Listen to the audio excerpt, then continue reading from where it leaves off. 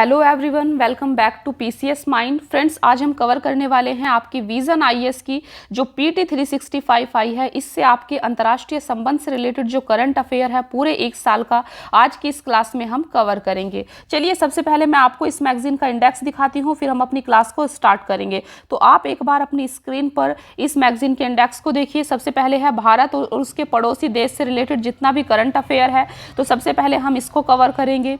ठीक है, इसके बाद है भारत दक्षिण पूर्व Asia, India south east Asia से रिलेटेड करंट अफेयर कवर करेंगे। इसके बाद इंडिया वेस्ट एशिया का हम कवर करेंगे।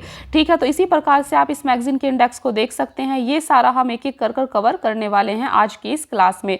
तो फ्रेंड्स, 2 से 3 क्लास में आपका ये करंट अफेयर कवर हो जाएगा। तो चलिए देखते हैं सबसे पहली न्यूज़। देखिए, तो हम कवर कर रहे हैं सबसे पहले भारत और उसके पड़ोसी देश से रिलेटेड जितना भी एक साल में करंट अफेयर की घटनाएं घटी हैं। ठीक है, तो सबसे पहली न्यूज़ है आपकी भारत और चीन के संबंध में। तो भारत और चीन के संबंध में ये न्यूज़ सुर्खियों में क्यों है? तो सबसे पहला सवाल, तो फ्रेंड्स, अभी हाल ही में अरुणाचल प्रदेश के तवांग सेक्टर में LAC के समीप सीमा पर झड़पों की सूचना मिली है। यानी कि भारत और अमेरिका के बीच में आपको पता होगा बॉर्डर पर कितना इशू होता रहता है। आए दिन हमें सूचना मिलती रहती है कि यहाँ बॉर्डर पर जो है इंडिया चाइना के बीच में झड़प हो गई। ठीक है, तो इसी कारण से ये जो न्यूज़ है ये चर्चा में है। आप देख सकते हैं यहाँ पर इस मैप को देखिए, ये भारत और चाइना का मैप है।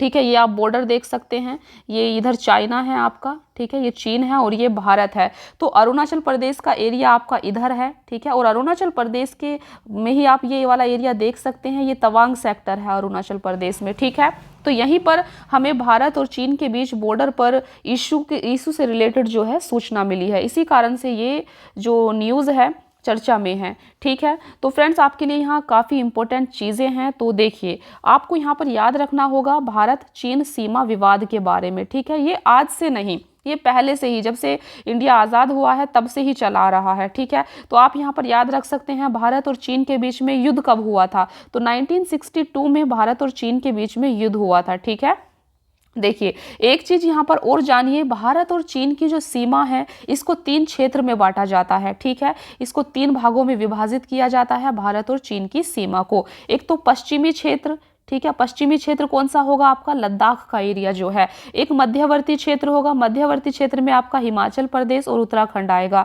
फिर पूर्वी क्षेत्र होगा, पूर्वी क्षेत्र में आपका अरुणाचल प्रदेश और सिक्किम का एरिया आएगा। ये देखिए, ये भारत और चीन की जो सीमा है फ्रेंड्स, इसको 3 भागों में बांटा गया है। ये जो एरिया है, ये जम्मू कश्मीर वाला एरिया आप देख रहे हैं ना, लद्दाख सेक्टर वाला, ये वाला एरिया ये पश्चिमी क्षेत्र में आता है। ठीक है, आप देख सकते हैं, तो पश्चिमी क्षेत्र में लद्दाख का एरिया आएगा। ठीक है, फिर ये जो हिमाचल प्रदेश और ये उत्तराखंड का है, मैं कलर चेंज करती हूँ, देखिए, ये हिमाचल प्रदेश और ये जो उत्तराखंड का एरिया है ये मध्यवर्ती भाग है। ठीक है, भारत चीन सीमा का। और ये जो अरुणाचल प्रदेश और सिक्किम वाला एरिया है, ये वाला, ठीक है, ये वाला, ये पूर्वी क्षेत्र है। तो इस तरीके से भारत और चीन की सीमा को 3 भागों में बांटा जाता है। ठीक है, आप देख सकते हैं। देखिए, यहाँ पर आपके लिए बहुत ही इंटरेस्टिंग चीज़ है जानने के लिए। ये जो पश्चिमी क्षेत्र है फ्रेंड्स, यहाँ की जो इंडिया चाइना का बॉर्डर है इसको जॉनसन रेखा भी कहा जाता है। ठीक है, तो जैसा कि आप देख सकते हैं, इसको जॉनसन रेखा भी कहा जाता है।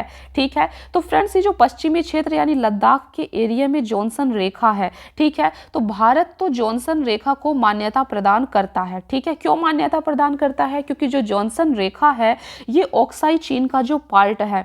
ठीक है, अभी मैं आपको दिखाऊंगी कहाँ है ओक्साई चीन। तो ओक्साई चीन पर जो है ये भारत के दावे को प्रस्तुत करती है जॉनसन रेखा, लेकिन चीन इसे स्वीकृति प्रदान नहीं करता जॉनसन रेखा को, क्योंकि ये ओक्साई चीन को भारत का पार्ट बताता है। ठीक है, तो इसकी बजाय जो चीन है पश्चिमी क्षेत्र में मैकडोनाल्ड रेखा को मानता है। ठीक है, मैकडोनाल्ड रेखा को स्वीकार करता है चीन, जो ओक्साई चीन को उसके नियंत्रण में दर्शाती है। ठीक है, तो हमने यहाँ पर पश्चिमी क्षेत्र में इस वाले एरिया में 2 रेखा की बात करी। ठीक है, तो भारत यहाँ पर जॉनसन रेखा को मान्यता देता है। ये देखिए, आप देख सकते हैं यहाँ पर, पहले आप ओक्साई चीन का पार्ट को समझिए। देखिए, ये वाला जो एरिया है ये आप देख सकते हैं, ये भारत का मैप है और भारत के मैप में ये वाला जो एरिया है इसको ओक्साई चीन का क्षेत्र कहा जाता है। ठीक है, इसको ओक्साई चीन का क्षेत्र कहा जाता है और यहाँ पर भारत जो है जॉनसन रेखा को स्वीकार करता है, क्योंकि जॉनसन रेखा इस वाले पार्ट को भारत का भाग बताती है, जबकि चीन इसको अस्वीकार करता है। चीन क्या स्वीकार करता है यहाँ पर? मैकडोनाल्ड रेखा को, क्योंकि मैकडोनाल्ड रेखा जो है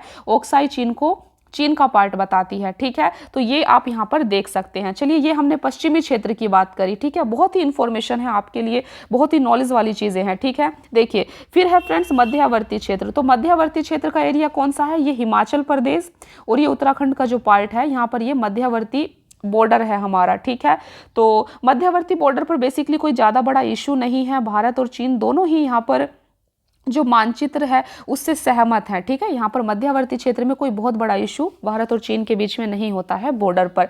इसके बाद आता है आपका पूर्वी क्षेत्र। तो पूर्वी क्षेत्र आपका कौन सा है? ये जो सिक्किम और अरुणाचल प्रदेश का एरिया है, ठीक है। तो यहाँ पर अक्सर झड़प देखने को मिल जाती है। तो फ्रेंड्स, जो पूर्वी क्षेत्र है यहाँ पर मैकमोहन रेखा है। तो आपसे अक्सर क्वेश्चन पूछा जाता है कि भारत और चीन के बीच कौन सी सीमा रेखा है, तो आपने अक्सर मैकमोहन रेखा का नाम सुना होगा। तो मैकमोहन रेखा जो है ये पूर्वी क्षेत्र में पड़ती है भारत और चीन के बीच में, ठीक है। तो भारत का दावा है कि मैकमोहन रेखा के अनुसार जो तवांग ट्रैक्ट है ये भारत का अभिन्न हिस्सा है, ठीक है।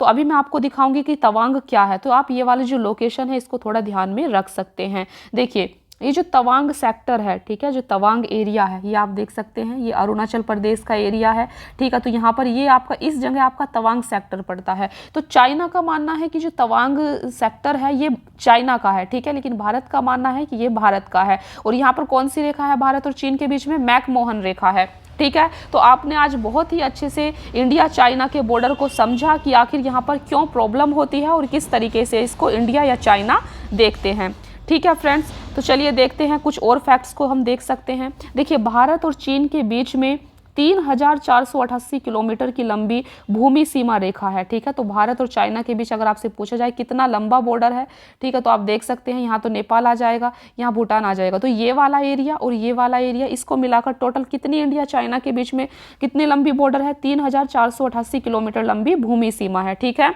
अच्छा, यहाँ पर आपसे क्वेश्चन एक चीज़ से और बन सकता है कि चाइना के मतलब इंडिया के कौन कौन से स्टेट चाइना के बॉर्डर से सीमा टच करते हैं। तो आप देख सकते हैं केंद्र शासित प्रदेश लद्दाख जो है ये चाइना को टच करता है, हिमाचल प्रदेश है, सिक्किम है, उत्तराखंड है और अरुणाचल प्रदेश है। तो आप देख सकते हैं 1 2 3 4 5 टोटल 5 हैं ये, ठीक है, इंडिया के स्टेट और यूटी जो चाइना से बॉर्डर टच करते हैं, ठीक है। तो यहाँ इस चीज़ को आप ध्यान में रखेंगे, ठीक है। आप देख सकते हैं इंडिया चाइना के बीच में जो द्विपक्षीय व्यापार है, बायलेटरल ट्रेड है, ये 135 अरब डॉलर से भी अधिक मूल्य का होता है, ठीक है। और आप यहाँ पर देख सकते हैं चीन के साथ में जो भारत है, भारत व्यापार घाटे में है, ठीक है। 100 अरब डॉलर से भी अधिक का भारत को व्यापार घाटा है चाइना के साथ में, जबकि हम अमेरिका के साथ में व्यापार अधिशेष में रहते हैं, ठीक है। इस चीज़ को आप ध्यान रखेंगे। तो चाइना के साथ भारत को व्यापार घाटा है 100 अरब डॉलर से भी अधिक का, ठीक है। और इंडिया और चाइना दोनों ही फ्रेंड्स ब्रिक्स, SCO, ठीक है, WTO, यूनाइटेड नेशन, G20 जैसे बहुपक्षीय संगठनों के सदस्य हैं। तो इतने आज हमने देखा इंडिया चाइना के बारे में बहुत ही अच्छे से। तो आई होप कि आपकी नॉलेज इंक्रीज हुई होगी, ठीक है। चलिए देखते हैं दूसरी न्यूज़। दूसरी है आपकी वन चाइना पॉलिसी के बारे में। तो हम समझते हैं कि आखिर वन चाइना पॉलिसी क्या है। तो ये सुर्खियों में क्यों है, चर्चा में क्यों है, सबसे पहले इसको समझते हैं। तो आप देख सकते हैं USA के जो हाउस ऑफ रिप्रेजेंटेटिव के स्पीकर हैं, ठीक है, अमेरिका की जो हाउस ऑफ रिप्रेजेंटेटिव हैं उसके जो स्पीकर हैं, अभी हाल ही में इन्होंने ताइवान की यात्रा की, ठीक है। तो अभी इन्होंने ताइवान की यात्रा की।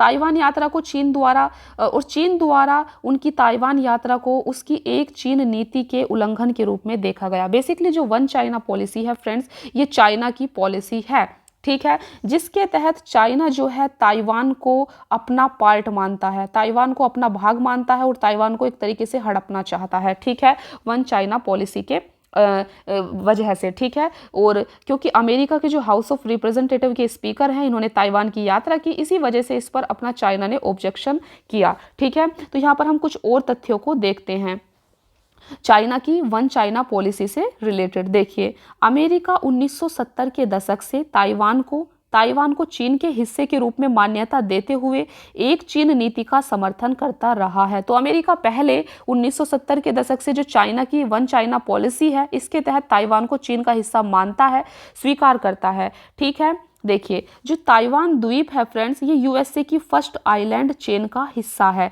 तो अगर आपसे पूछा जाए कि फर्स्ट आइलैंड चेन ये किसकी नीति है, तो ये यूएसए की नीति है, ठीक है। फर्स्ट आइलैंड चेन, यूएसए की फर्स्ट आइलैंड चेन में कौन कौन से, देखिए इस सूची में वे देश शामिल हैं बेसिकली फर्स्ट आइलैंड चेन में जो अमेरिकी विदेश नीति के लिए महत्वपूर्ण है। तो आपने यहाँ पर समझा फर्स्ट आइलैंड चेन को, ठीक है। तो फर्स्ट आइलैंड चेन क्या है, ये अमेरिका की नीति है और हम इस देश में बेसिकली इसमें वे देश शामिल हैं जो अमेरिकी विदेश नीति के लिए महत्वपूर्ण है, ठीक है।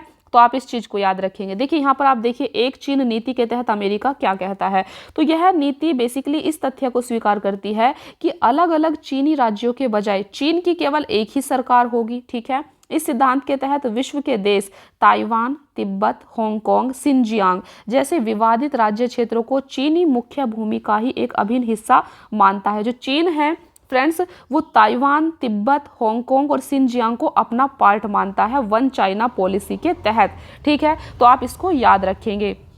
देखिए फर्स्ट आइलैंड चेन के बारे में समझते हैं। तो ये फर्स्ट आइलैंड चेन किससे रिलेटेड है, ये आपकी अमेरिका से रिलेटेड है। तो इसमें बेसिकली कौन कौन से द्वीप आते हैं फर्स्ट आइलैंड चेन में, तो इसमें आता है आपका कुरिल द्वीप समूह, जापानी द्वीप समूह, रयूकू द्वीप, ताइवान, ठीक है। ये चेन बोर्नियो तक विस्तारित है। तो अगर आप यूपीएससी या यूपीपीसीएस का प्रीलिम्स देने जा रहे हैं पीटी इस बार का, तो आपके लिए ये जो द्वीप हैं ये इंपॉर्टेंट हो जाते हैं। आप इनको मैप में एक बार जरूर देख लेना, ठीक है। तो देखिए बेसिकली जो फर्स्ट आइलैंड चेन है इसी में जो आपका बासी चैनल है और मियाको जलडमरू मध्य है ये इसी में स्थित है, ठीक है। और ये चीन के लिए महत्वपूर्ण चौक पॉइंट्स भी हैं, ठीक है। तो यहाँ पर आपके लिए इतना जानना जरूरी था। देखिए ताइवान के मामले में आप भारत की नीति को समझ सकते हैं। भारत ताइवान के मामले में क्या सोचता है, तो भारत बेसिकली 1949 से एक चीन नीति का पालन करता आ रहा है, ठीक है। तो भारत 1949 से जो एक चीन नीति है उसका पालन करता रहा है, लेकिन हालांकि 2010 से भारत ने वास्तविक नियंत्रण रेखा पर चीनी आक्रामकता में वृद्धि को देखते हुए एक चीन नीति का अनुसरण करना त्याग दिया। अब 2010 से भारत जो चाइना की वन चाइना पॉलिसी है इसको नहीं मानता है, ठीक है। पहले मानता था, अभी नहीं मानता है। अभी क्यों नहीं मानता है, क्योंकि आपको पता है चीन आए दिन जो है LAC पर भारत पर आक्रमण करता रहता है, ठीक है। देखिए तब से भारत ने ताइवान के साथ दोहरे कराधान के बचाव समझौता, दोहरे कराधान से बचाव समझौता और द्विपक्षीय निवेश संधि पर हस्ताक्षर किए हैं, ठीक है। तो भारत ने अब ताइवान के साथ रिश्तों को आगे बढ़ाया है और जो चाइना की वन चाइना पॉलिसी थी उसको जो है नेग्लेक्ट कर दिया है, उसको नकार दिया है, ठीक है।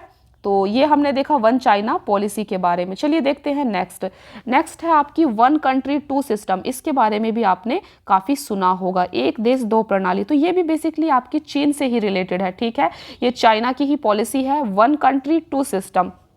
तो देखिए सबसे पहले कि ये सुर्खियों में क्यों है, तो सुर्खियों में ये इसलिए है फ्रेंड क्योंकि चीन ने हांगकांग पर पुनः नियंत्रण की 25वीं वर्षगांठ मनाई है। इस दौरान उसने एक देश दो प्रणाली के तहत हांगकांग पर चीन के नियंत्रण पर बल दिया है। जैसे कि मैंने आपको बताया था कि चाइना हांगकांग, ताइवान, तिब्बत इन सब पर अपना अधिकार मानता है, इन सबको अपना पार्ट मानता है। इसीलिए जो हांगकांग है, ठीक है, हांगकांग पर उसने अपने नियंत्रण की 25वीं वर्षगांठ मनाई है एक देश दो प्रणाली के तहत, ठीक है। इसीलिए ये चर्चा में है। तो समझते हैं कि एक देश दो प्रणाली आखिर क्या है। देखिए वन कंट्री टू सिस्टम का इतिहास क्या है। इसे मूल रूप से चीन और ताइवान को एकजुट करने के लिए प्रस्तावित किया गया था, लेकिन ताइवान ने इसे अस्वीकार कर दिया था, ठीक है।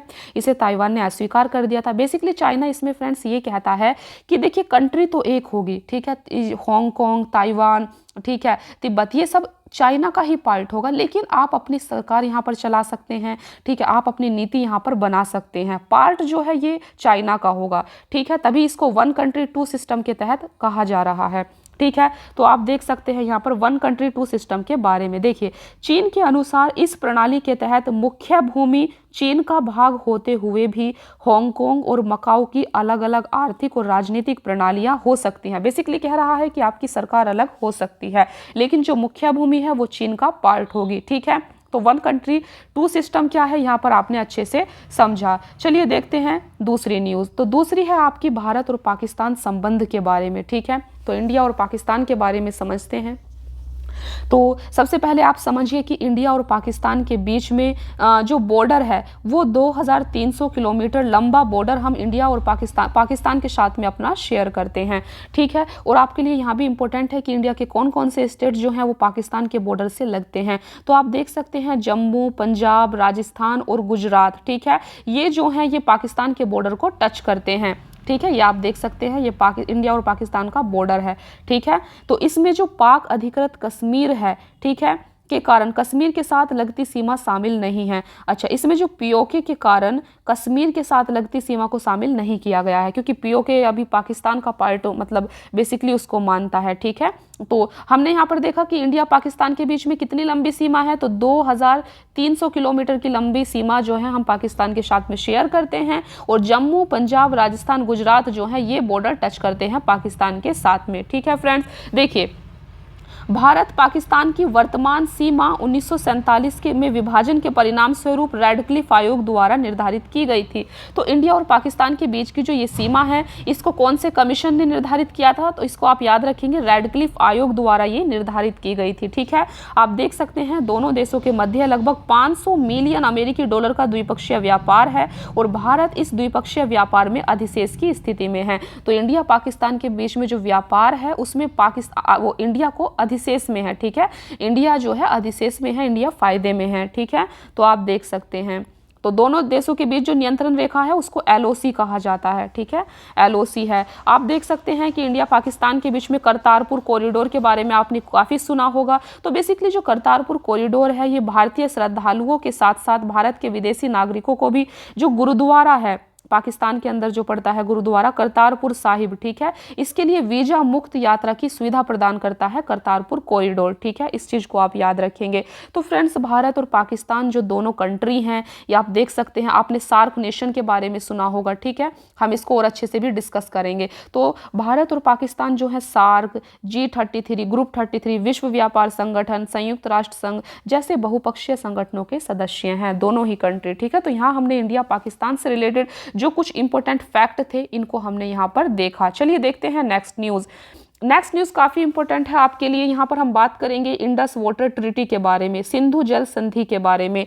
तो देखिए इंडस वाटर ट्रीटी, देखिए फ्रेंड्स, जो सिंधु जल संधि है, इंडस वाटर ट्रीटी है, ये भारत और पाकिस्तान के बीच में है, ठीक है। बेसिकली ये 1960 में अस्तित्व में आए। 1960 पर दोनों कंट्री ने इंडस वाटर ट्रीटी पर हस्ताक्षर किए। तो बेसिकली ये क्या है इसको हम अभी बहुत ही अच्छे से समझेंगे। तो सबसे पहले आप समझिए कि ये सुर्खियों में क्यों है। ये सुर्खियों में इसीलिए है क्योंकि भारत ने सिंधु जल संधि में संशोधन के लिए पाकिस्तान को नोटिस जारी किया है, ठीक है। तो भारत इंडस वाटर ट्रीटी में कुछ संशोधन करना चाहता है। तो समझते हैं कि क्या संशोधन करना चाहता है। देखिए, यह नोटिस इंडस वाटर ट्रीटी पर हस्ताक्षर किए जाने के बाद पहली बार इसमें संशोधन की प्रक्रिया को शुरू करता है, ठीक है। पहली बार हम इसमें संशोधन करने जा रहे हैं। तो भारत इस संधि में संशोधन की मांग कर रहा है। भारत का कहना है कि पाकिस्तान ने समझौते का उल्लंघन किया है और इसी वजह से पाकिस्तान को नोटिस जारी किया गया है, ठीक है, संशोधन करने का। इसलिए इस नोटिस के जरिए पाकिस्तान को इंडस वाटर ट्रीटी के उल्लंघन को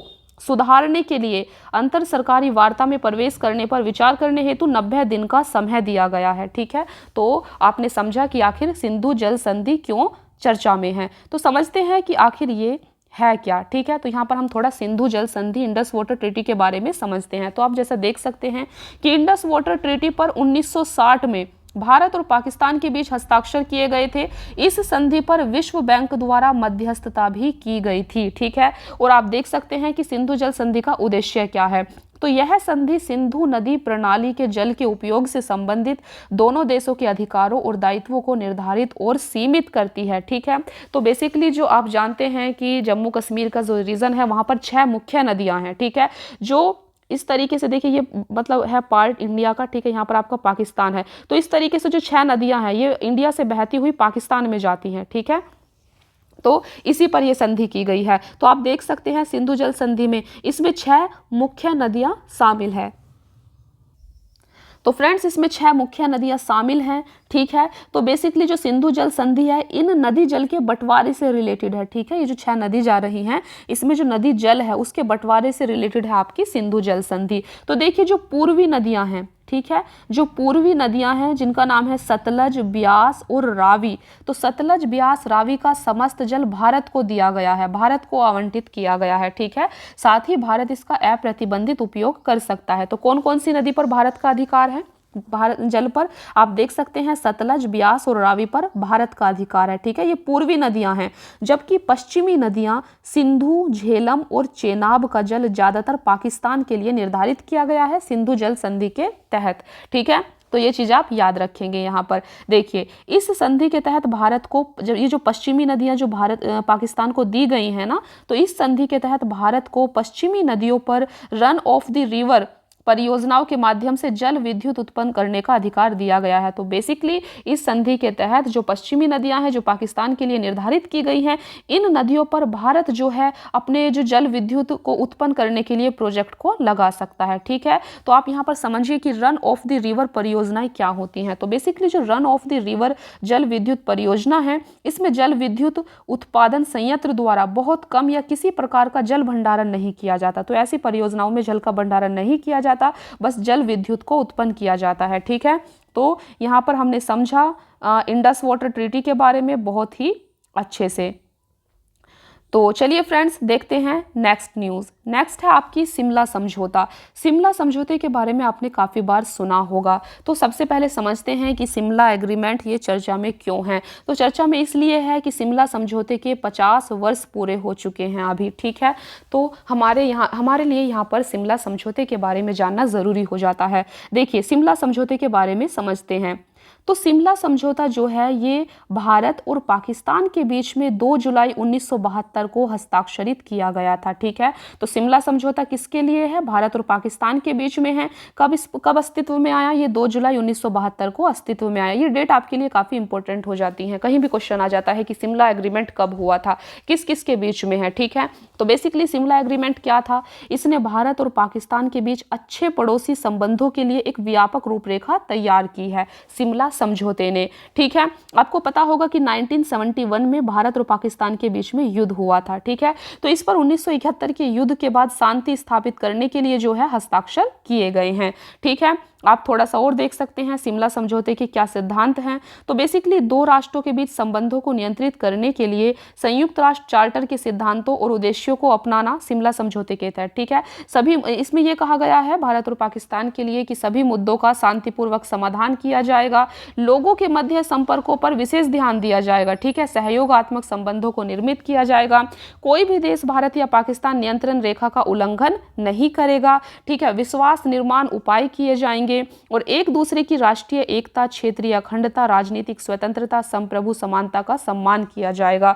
ठीक है, तो फ्रेंड्स जहां भारत ने शिमला समझौते के सिद्धांतों का ईमानदारी से पालन किया, वहीं दूसरी ओर पाकिस्तान अपने शुरुआती वादों पर खरा नहीं उतर पाया है। ठीक है, आपको पता है कि पाकिस्तान अक्सर जो नियंत्रण रेखा है उसका उल्लंघन करता रहता है। ठीक है, और अक्सर पाकिस्तान जो है वो अंतर्राष्ट्रीय मंचों पर कश्मीर के मुद्दे को उठाता है। ठीक है, हमेशा पाकिस्तान जो है वो तीसरे पक्ष को शामिल करने की कोशिश करता है कश्मीर के मुद्दे पर। ठीक है, और पाकिस्तान जो है बार बार नियंत्रण रेखा का उल्लंघन करता रहता है। तो ये था आपका शिमला समझौता।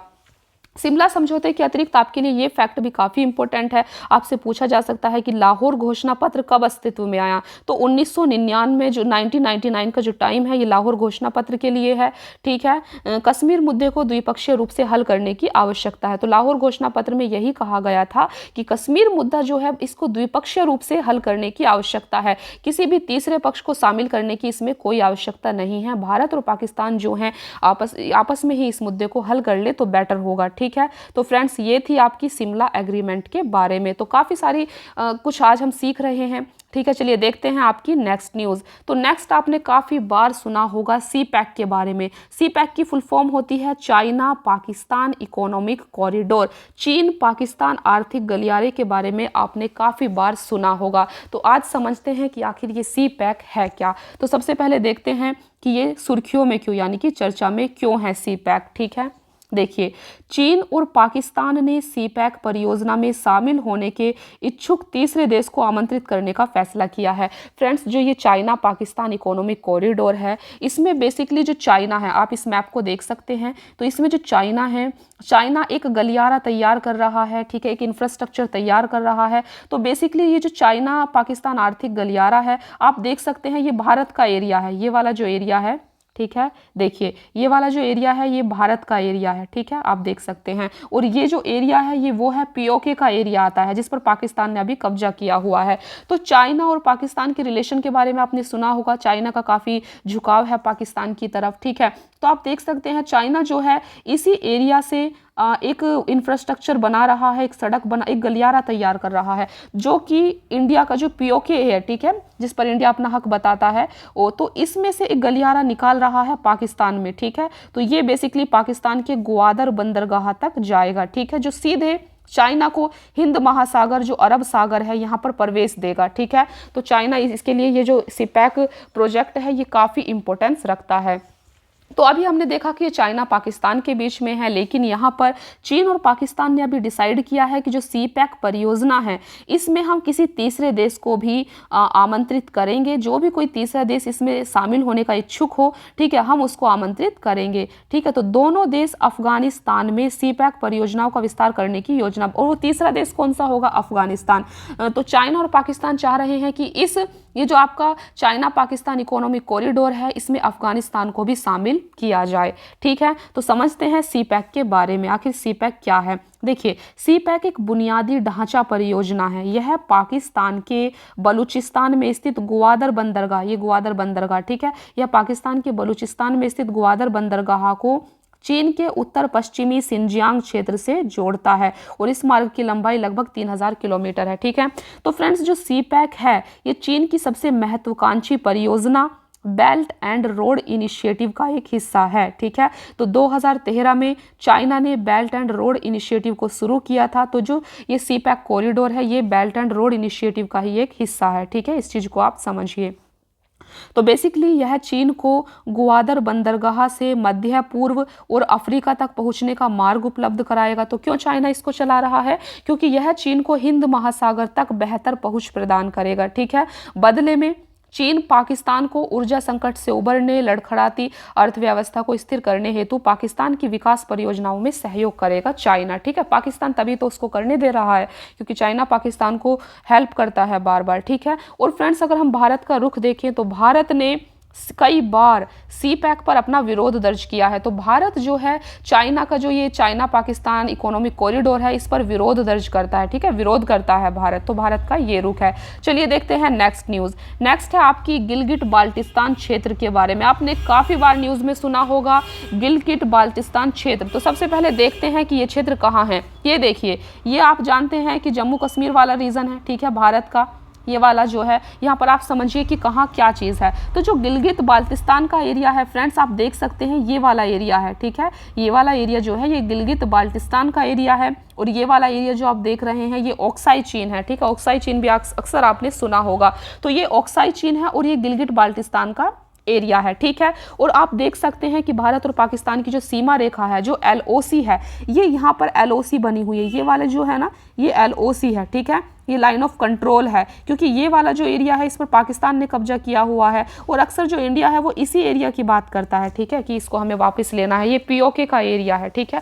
लद्दाख आप देख सकते हैं, ये वाला जो रीजन है ये लद्दाख है, ये जम्मू कश्मीर का रीजन है, ठीक है। तो यहाँ पर आपको बहुत ही अच्छे से अंडरस्टैंडिंग हो रही होगी मैप की, कहाँ पर क्या चीज़ पड़ता है, ठीक है।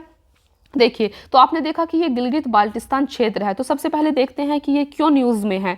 तो गिलगित बाल्टिस्तान का जो क्षेत्र है, हाल ही में ईंधन, भोजन और बिजली की कमी को लेकर गिलगित बाल्टिस्तान में प्रदर्शन हुए। तो ये जो जिस पर पाकिस्तान का कब्जा है गिलगित बाल्टिस्तान पर, तो फ्रेंड्स यहाँ पर प्रदर्शन देखने को मिले हैं। क्यों? क्योंकि पाकिस्तान इस एरिया पर इतना ध्यान नहीं देता है, यहाँ का विकास नहीं हो पा रहा है, ठीक है। तो यहाँ पर बेसिकली अभी देखा गया है कि ईंधन, भोजन और बिजली की यहाँ पर कमी रही है, काफ़ी लोग भूख से मर रहे हैं, इसीलिए लोगों ने यहाँ पर प्रदर्शन किए पाकिस्तान के खिलाफ, ठीक है। तो इसीलिए ये न्यूज़ में बना हुआ है। तो आप इसका थोड़ा सा इतिहास देख सकते हैं इस एरिया का। देखिए, पूर्व में जो गिलगित क्षेत्र है ये जम्मू कश्मीर रियासत का हिस्सा हुआ करता था। ठीक है, 1949 में भी भारत पाकिस्तान के बीच में युद्ध हुआ था। ठीक है, तो 1949 के भारत पाकिस्तान युद्ध विराम समझौते के बाद आजाद जम्मू और कश्मीर की अस्थायी सरकार ने जो गिलगित बाल्टिस्तान का प्रशासन है वो पाकिस्तान को सौंप दिया था। ठीक है, तो इसका जो प्रशासन है वो पाकिस्तान को सौंप दिया था, उस टाइम की जो अस्थायी सरकार थी।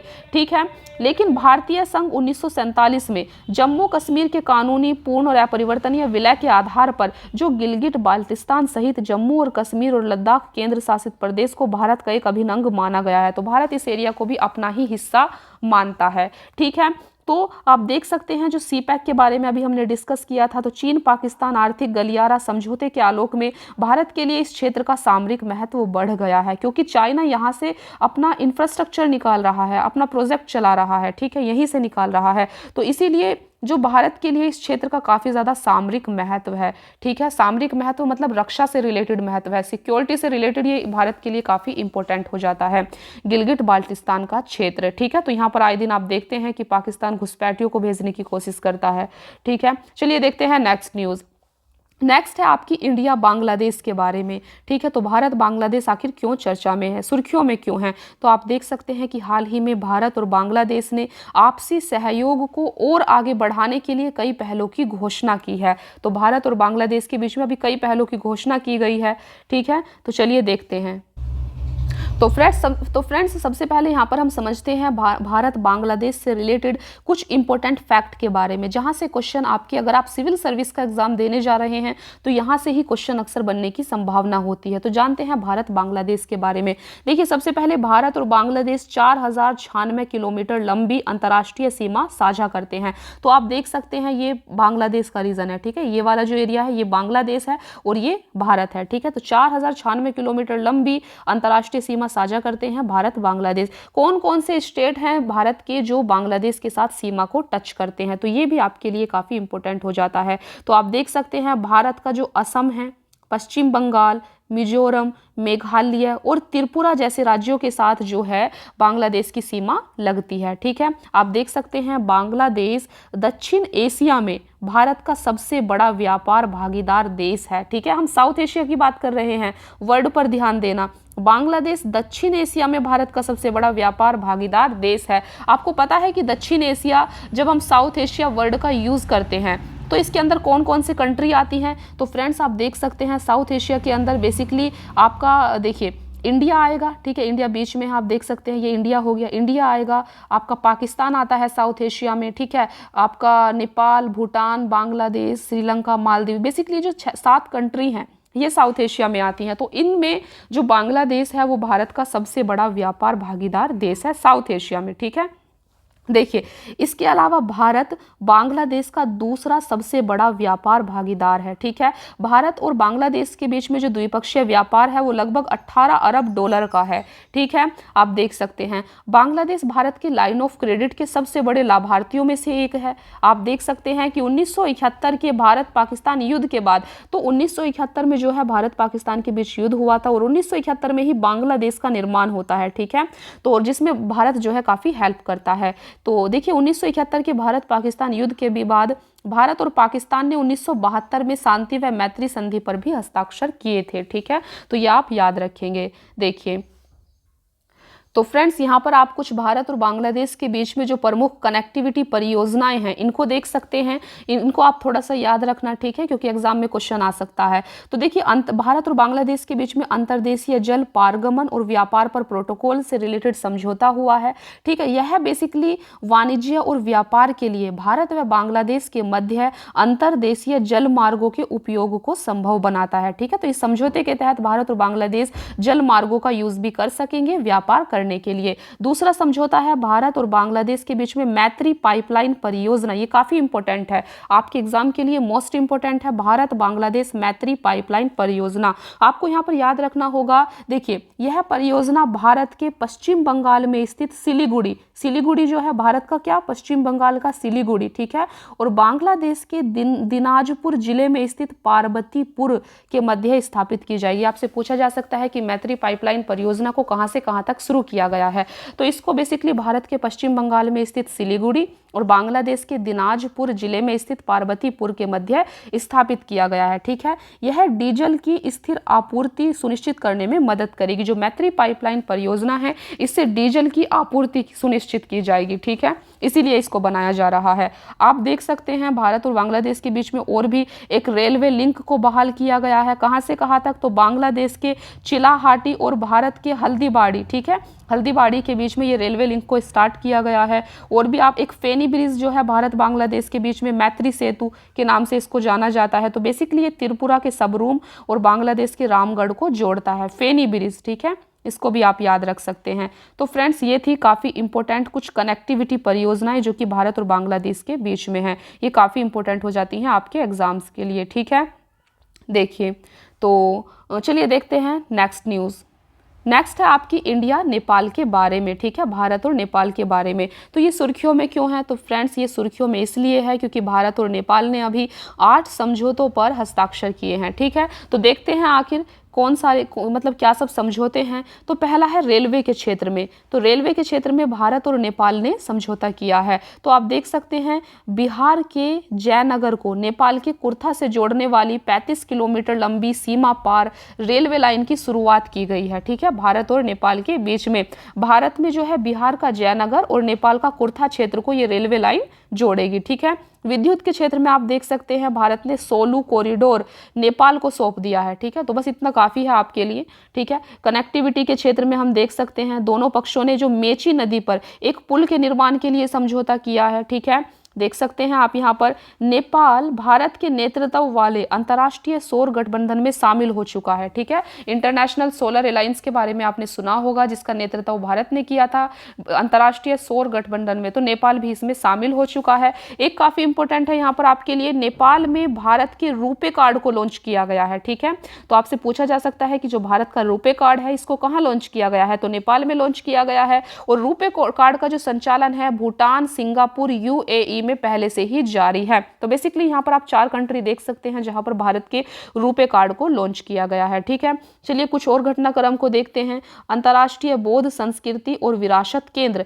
तो भारतीय प्रधानमंत्री ने नेपाल के लुम्बिनी में भारत अंतर्राष्ट्रीय बौद्ध संगति और विरासत केंद्र की आधारशिला रखी है। यानी कि भारत के जो प्रधानमंत्री हैं वो नेपाल के लुम्बिनी में गए और उन्होंने यहाँ पर अंतर्राष्ट्रीय बौद्ध संस्कृति और विरासत केंद्र की आधारशिला रखी। ठीक है, तो यहाँ पर सिस्टर सिटी को भी डेवलप करने की जो है बात की जा रही है। सिस्टर सिटी में कौन आएगा? आप देख सकते हैं लुम्बिनी जो कि नेपाल में है और भगवान बुद्ध की ये जन्म स्थली है। ठीक है, लुम्बिनी और कुशीनगर भगवान बुद्ध का जहां परिनिर्वाण प्राप्त हुआ था। तो लुम्बिनी और कुशीनगर के बीच सिस्टर सिटी संबंध स्थापित करने के लिए भी सैद्धांतिक रूप से भारत और नेपाल सहमत हो रहे हैं। ठीक है, फिर आपने सुना होगा सप्तकोशी बांध परियोजना के बारे में। तो सप्तकोशी बांध परियोजना भी बेसिकली भारत और नेपाल के बीच में है। ठीक है, काफ़ी इंपॉर्टेंट है। देखिए, पश्चिम सेती और सेती नदी परियोजनाओं के बारे में आपने सुना होगा। तो हाल ही में नेपाल और भारत ने एक समझौता ज्ञापन पर हस्ताक्षर किए हैं। यह एमओयू पश्चिमी सेती और सेती नदी परियोजनाओं को विकसित करने से संबंधित है। उल्लेखनीय है कि पहले ये जो पश्चिमी सेती और सेती नदी परियोजनाएं हैं, पहले इन परियोजनाओं को नेपाल चीन के साथ पूरा करने वाला था, लेकिन अभी भारत के साथ में इस पर समझौता हुआ है। तो जैव विविधता संरक्षण पर भी नेपाल के साथ में समझौता किया है, ये भी काफ़ी इम्पोर्टेंट है। कंचनजंगा जो संरक्षण क्षेत्र है यह भारत और तिब्बत की सीमा के निकट नेपाल के पूर्वोत्तर कोने में स्थित है। ठीक है, तो इस पर समझौता हुआ है। फिर है तराई आर्क लैंडस्केप। तो यह उत्तराखंड, उत्तर प्रदेश, बिहार जैसे भारतीय राज्यों और नेपाल की निचली पहाड़ियों के क्षेत्रों में फैला हुआ है। फिर है आपका पवित्र हिमालयी भू परिदृश्य। तो इसका 74% क्षेत्र नेपाल में, 25% सिक्किम में और शेष 1% भूटान में स्थित है। तो इन पर भी जो है समझौते किए गए हैं जैव विविधता संरक्षण के लिए। ठीक है, यहाँ पर हम भारत और नेपाल से संबंधित कुछ इंपॉर्टेंट फैक्ट को देख सकते हैं। भारत और नेपाल के बीच में लगभग 1800 किलोमीटर लंबी खुली सीमा है। ठीक है, भारत और नेपाल के बीच में 1800 किलोमीटर लंबी खुली सीमा है और यह सीमा भारत के पश्चिम बंगाल, उत्तर प्रदेश, उत्तराखंड, बिहार और सिक्किम राज्यों के साथ लगती है। ये काफ़ी इंपॉर्टेंट हो जाता है कि बॉर्डर कौन कौन से स्टेट शेयर करते हैं। ठीक है। 1950 में भारत और नेपाल के बीच में शांति और मित्रता की संधि हुई थी। भारत में लगभग 80 लाख नेपाली नागरिक रहते हैं। भारत नेपाल का सबसे बड़ा व्यापार भागीदार है, ठीक है, नेपाल का। भारत नेपाल के बीच में लगभग जो द्विपक्षीय व्यापार है वो $7 बिलियन से अधिक मूल्य का है, ठीक है। भारत नेपाल की सेना के आधुनिकीकरण में सहायता प्रदान कर रहा है और दोनों देशों के मध्य एक संयुक्त सैन्य अभ्यास होता है जिसका नाम है सूर्य किरण। ये काफी इंपॉर्टेंट है। तो सूर्य किरण किन दो कंट्री के बीच में होता है? भारत और नेपाल के बीच में होता है, ठीक है। ये काफी इंपॉर्टेंट हो जाता है। तो ऐसा नहीं है कि भारत और नेपाल के बीच में जो है कोई विवाद ना हो, तो ज़्यादा तो मित्रता ही है भारत और नेपाल के बीच में, लेकिन कुछ विवाद भी देखने को मिलता है। तो आपने अक्सर सुना होगा, अगर आपसे पूछा जाए कि काला पानी का जो विवाद है ये किस कंट्री के बीच में है, तो ये भारत और नेपाल के बीच में है, काला पानी का विवाद, ठीक है। बेसिकली जो काला पानी है ये नेपाल, चीन और भारत के त्रिसंगम पर अवस्थित है और वर्तमान में यह भारत के नियंत्रण में है। तो कभी कभी जो नेपाल है वो काला पानी के लिए विवाद कर देता है, ठीक है। तो चलिए देखते हैं नेक्स्ट न्यूज़। नेक्स्ट है आपकी भारत और श्रीलंका के बारे में। तो ये काफ़ी इंपॉर्टेंट है। तो ये सुर्खियों में क्यों है आखिर भारत और श्रीलंका? तो देख सकते हैं कि भारत और श्रीलंका ने कोलंबो में भारत इलेक्ट्रॉनिक्स लिमिटेड के अंतर्गत एक अत्याधुनिक समुद्री बचाव समन्वय केंद्र स्थापित करने के लिए एक समझौता ज्ञापन पर हस्ताक्षर किए हैं भारत और श्रीलंका ने। तो जानते हैं आखिर ये क्या है। तो बेसिकली जो ये समुद्री बचाव समन्वय केंद्र है, ठीक है, ये केंद्र आपात स्थिति में शीघ्र कार्रवाई के उद्देश्य से समुद्री मार्गों की निगरानी करते हैं, जैसे संकट में फंसे जहाज़ों और लोगों को बचाना, उनकी निकासी करना, तेल रिसाव जैसी पर्यावरणीय आपदाओं की रोकथाम और नियंत्रण करना। तो इसी के लिए जो है ये समुद्री बचाव समन्वय केंद्र को स्थापित किया जा रहा है श्रीलंका के कोलंबो में। कहाँ स्थापित किया जा रहा है? कोलंबो में। किसके द्वारा? भारत इलेक्ट्रॉनिक्स लिमिटेड के द्वारा, ठीक है। तो आप ये देख सकते हैं। कुछ जानते हैं कुछ भारत और श्रीलंका के बारे में, इंपॉर्टेंट फैक्ट के बारे में। तो बेसिकली भारत और श्रीलंका ने सन 2000 में भारत श्रीलंका मुक्त व्यापार समझौते पर हस्ताक्षर किए हैं। तो श्रीलंका के साथ में फ्री ट्रेड एग्रीमेंट इंडिया का हो चुका है। श्रीलंका सार्क के अंतर्गत भारत के सबसे बड़े व्यापार भागीदारी देशों में से एक है। भारत श्रीलंका में प्रत्यक्ष विदेशी निवेश करने वाले सबसे बड़े योगदानकर्ताओं में से एक है, ठीक है। यहाँ पर आप देख सकते हैं श्रीलंका में भारत की बहुत प्रमुख अनुदान आधारित परियोजनाओं के बारे में। तो जिस भारत श्रीलंका में काम कर रहा है, बेसिकली भारतीय आवास परियोजना श्रीलंका में चल रही है, ठीक है। और 1990 आपातकालीन एम्बुलेंस सेवा भी भारत ने श्रीलंका को प्रोवाइड की है। तो बौद्ध धर्म के बारे में दोनों देश काफ़ी जुड़े हुए हैं। तो बौद्ध धर्म अशोक के समय से ही दोनों राष्ट्रों को जोड़ने वाले सबसे मजबूत स्तंभों में से एक है, ठीक है। भारत सरकार ने श्रीलंका के पर्यटकों के लिए एक ई पर्यटक वीज़ा योजना की भी शुरुआत की है। भारत और श्रीलंका दोनों country SAARC, BIMSTEC, Indian Ocean Rim Association, गुट निरपेक्ष आंदोलन, एशियाई विकास बैंक, संयुक्त राष्ट्र जैसी बहुपक्षीय समूहों के भी सदस्य हैं। तो ये थी बेसिकली इंडिया और श्रीलंका के बारे में न्यूज़।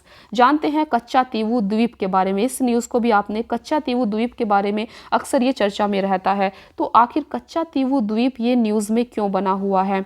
तो सबसे पहले देखते हैं प्रधानमंत्री की।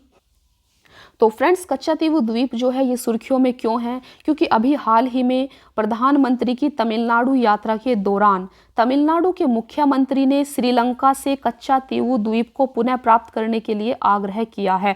कच्चा तीवू द्वीप पर श्रीलंका का अधिकार है अभी, ठीक है, अभी के समय में। तो जो तमिलनाडु गए थे प्रधानमंत्री, तो वो तमिलनाडु के मुख्यमंत्री ने जो है आग्रह किया है कि श्रीलंका से कच्चा तीवू द्वीप को पुनः वापस प्राप्त किया जाए, इसीलिए ये चर्चा में बना हुआ है। चलिए जानते हैं थोड़ा सा कच्चा तीवू द्वीप के बारे में। तो कच्चा तीवू पाक जलडमरू मध्य में एक छोटा सा निर्जन द्वीप है। यह बंगाल की खाड़ी को अरब सागर से जोड़ता है, ठीक है। यह द्वीप बेसिकली 14वीं शताब्दी में ज्वालामुखी विस्फोट के कारण निर्मित हुआ था और ब्रिटिश शासन के दौरान इसे भारत और श्रीलंका द्वारा संयुक्त रूप से प्रशासित भी किया जाता था, ठीक है। लेकिन कच्चा तीवू द्वीप का मुद्दा तब उभरा जब दोनों देशों ने 1974-76 में के बीच 4 समुद्री सीमा समझौतों पर हस्ताक्षर किए, ठीक है। भारत और श्रीलंका के बीच में 1974 से 76 में कच्चा तीवू द्वीप पर 4 समुद्री समझौते हुए। तो ये क्या था समुद्री समझौता?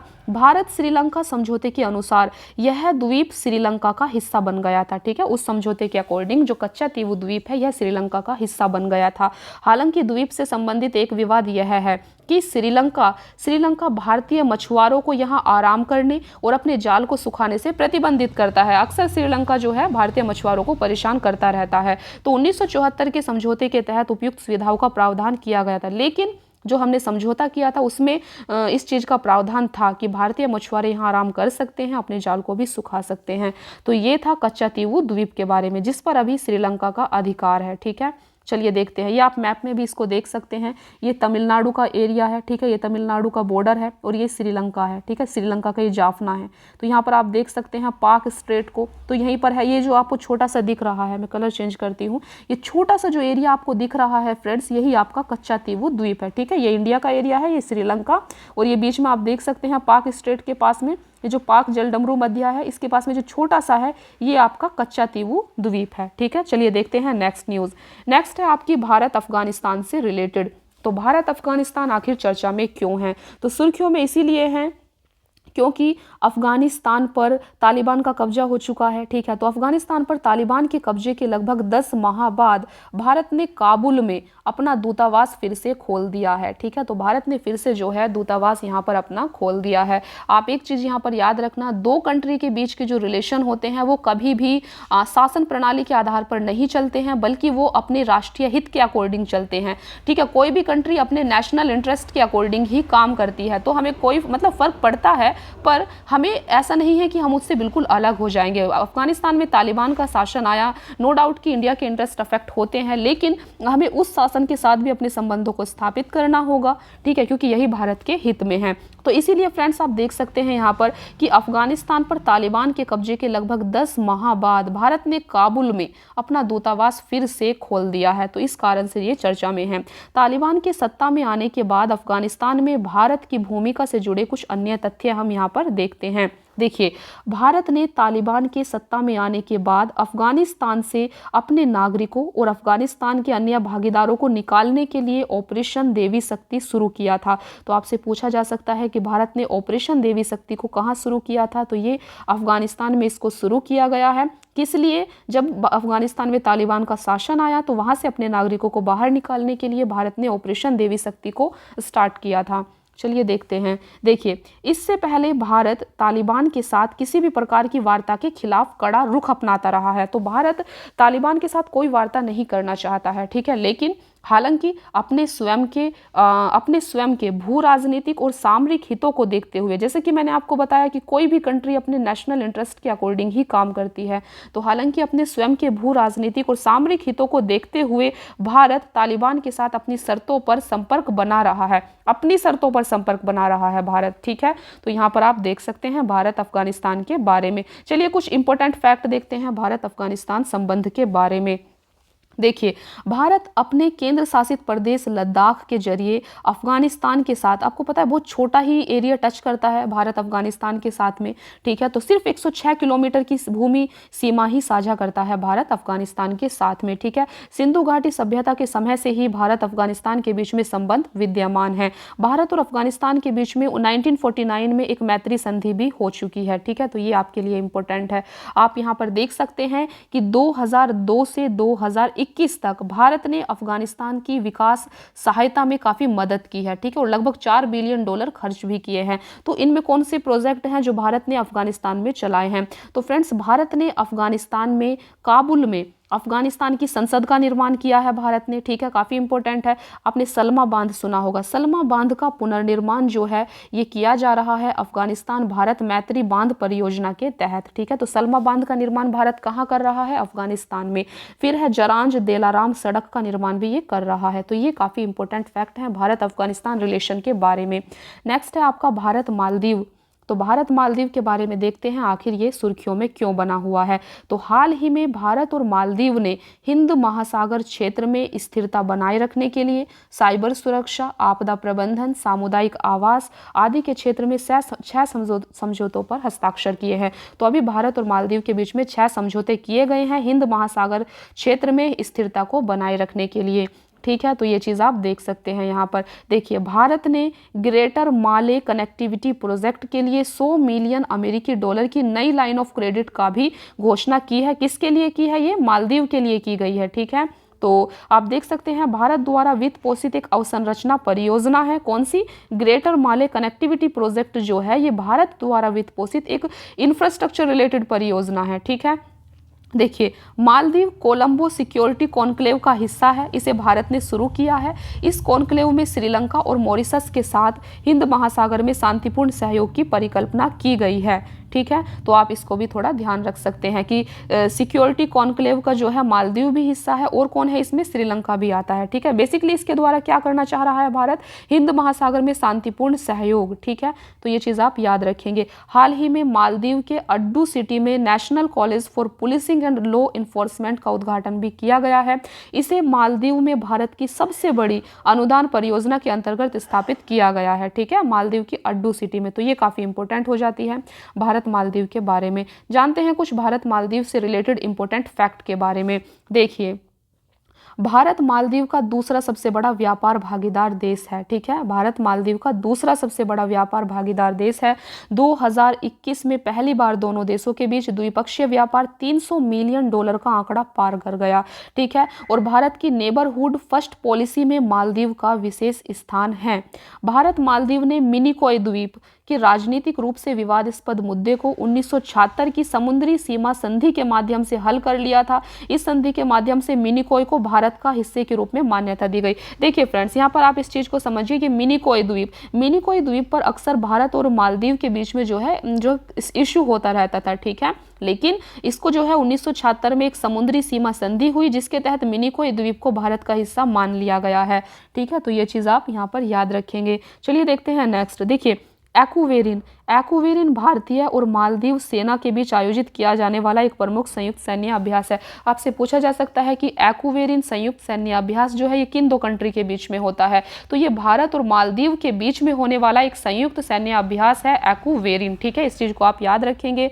मालदीव भारत के सागर मिशन का भी हिस्सा है। ठीक है, तो ये सागर मिशन जो भारत ने चलाया हुआ है, इसका मालदीव एक हिस्सा है। ठीक है, तो यहाँ पर हमने इंडिया मालदीव के बारे में काफ़ी इंपॉर्टेंट फैक्ट और कॉन्सेप्ट को डिस्कस किया। ठीक है, अभी कुछ अदर इंपॉर्टेंट न्यूज़ को हम यहाँ पर देखते हैं। देखिए, थोड़ा सा ही आप इनको ऊपर ऊपर से याद रख सकते हैं, ये भी क्योंकि चर्चा में रहे हैं, भारत के पड़ोसी देशों से ही ये संबंधित हैं। तो यहाँ पर बात की जा रही है trans Himalayan multi dimensional connectivity network की। तो ये बेसिकली चीन और नेपाल के बीच में है। ठीक है, ये समझौता जो है चीन और नेपाल के बीच में है, trans Himalayan multi dimensional connectivity network. तो ये क्या है, इसको देख सकते हैं, ट्रांस हिमालयन नेटवर्क। देखिए, इस आर्थिक गलियारे को 2019 में नेपाल और चीन के बीच चीन की बेल्ट एंड रोड इनिशिएटिव के एक हिस्से के रूप में प्रस्तावित किया गया था। इस गलियारे का उद्देश्य बंदरगाहों, सड़कों, रेलवे, विमानन संचार में कनेक्टिविटी को बढ़ाना है। और बेसिकली इस प्रोजेक्ट के उद्देश्य चीन और शेष दक्षिण एशिया के बीच एकीकरण का मार्ग प्रशस्त करेगा। ठीक है, तो ये चीन और नेपाल के बीच में है, ये चीज़ आप याद रखना। नेक्स्ट है आपका चीन की वैश्विक सुरक्षा पहल। तो चीन की वैश्विक सुरक्षा पहल क्या है, तो चीन के अनुसार नई वैश्विक सुरक्षा पहल शीत युद्ध की मानसिकता या आधिपत्यवाद, सत्तावादी राजनीति और गुटों के टकराव के खिलाफ कार्य करेगी। यह पहल बेसिकली संयुक्त राज्य अमेरिका की हिंद प्रशांत रणनीति क्वेड, आपने क्वेड के बारे में सुना होगा। क्वेड में कौन कौन सी कंट्री आती हैं, भारत, संयुक्त राज्य अमेरिका, ऑस्ट्रेलिया और जापान।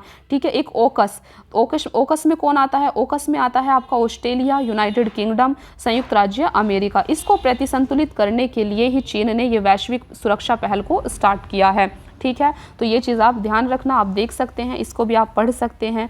ठीक है, तो ये कुछ अन्य थी। आप यहाँ पर चाइना +1 रणनीति के बारे में देख सकते हैं। तो भारत चाइना +1 रणनीति के हिस्से के रूप में सेमीकंडक्टर विनिर्माण केंद्र के रूप में उभर सकता है। बेसिकली चाइना +1 एक व्यावसायिक रणनीति है। इसके तहत कंपनियां केवल चीन में ही निवेश करने से बचने और चीन से अलग अन्य देशों में भी निवेश करने संबंधी रणनीति अपना रही है। तो चाइना +1 रणनीति जो है ये क्या है फ्रेंड्स, ये 2018 में इसको लोकप्रिय होना शुरू किया। कोविड महामारी के प्रकोप के बाद जो है इसे प्रमुखता मिली है, क्योंकि इसके बाद जो कंपनियां हैं वो केवल चीन में ही निवेश करने से बच रही हैं, वो दूसरी कंट्री की तरफ भी निवेश करने के लिए जा रही हैं। तो ये एक व्यावसायिक रणनीति है। ठीक है, तो ये चीज़ आप देख सकते हैं।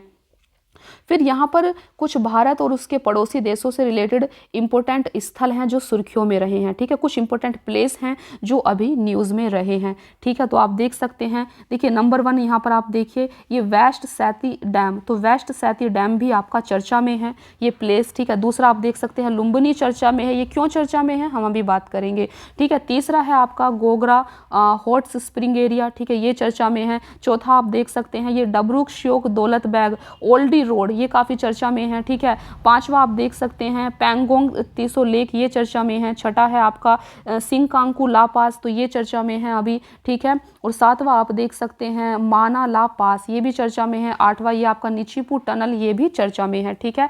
तो आप देख सकते हैं कि ये रहा। सबसे पहले है आपका पश्चिमी सेती बांध, तो इसका संबंध किससे है, नेपाल में है ये पश्चिमी सेती बांध, ठीक है। तो बेसिकली पश्चिमी सेती और सेती नदी परियोजनाओं को विकसित करने से संबंधित है ये।